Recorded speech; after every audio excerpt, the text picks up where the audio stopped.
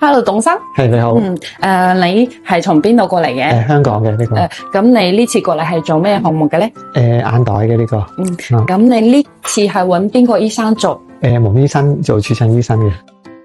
醫生呢次幫你設計嘅方案，你係唔係滿意嘅咧？滿意嘅，同埋講解都清楚嘅。咁我哋嘅價格係咪公開透明噶？好清晰嘅。有冇啲隱形消費呢個？未有。呢位先生呢個位置就係眼袋突咗出嚟嘅，呢邊呢個位置下邊就係凹，呢位置係離溝，就一個係皮膚鬆弛啦。我哋係攞呢個脂肪填充嚟溝鋪平嘅，然後 Endolife 收緊皮膚。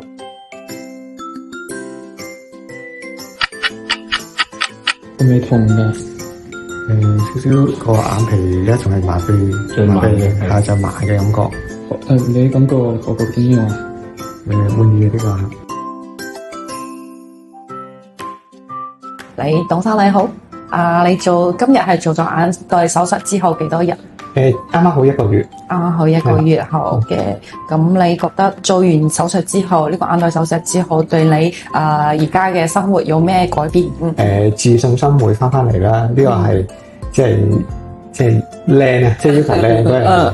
更加自信啲啦，而家係啊。咁你啱啱做完手術之後，你覺得會唔會影響正常嘅生活啊？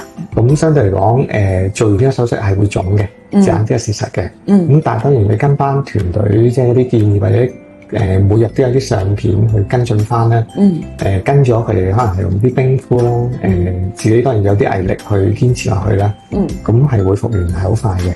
對蒙醫生給你做的手術效果這些你怎麼知？非常之滿意嘅呢一個嚇，因為本身我覺得蒙醫生對自己都有要求，所以變咗當一個醫生對自己有要求，變咗佢每一個病人都係一樣咁高要求。那就是蒙醫生的整個醫護團隊對你的術後的跟進啊，這些你覺得滿不滿意？係非常之滿意嘅呢個。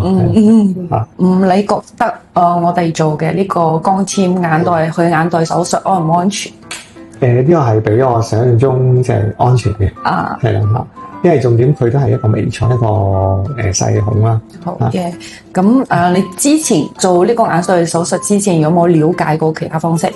有嘅，係有其他嗰啲即係傳統舊式，即係要做切開啦嗰種噶啦。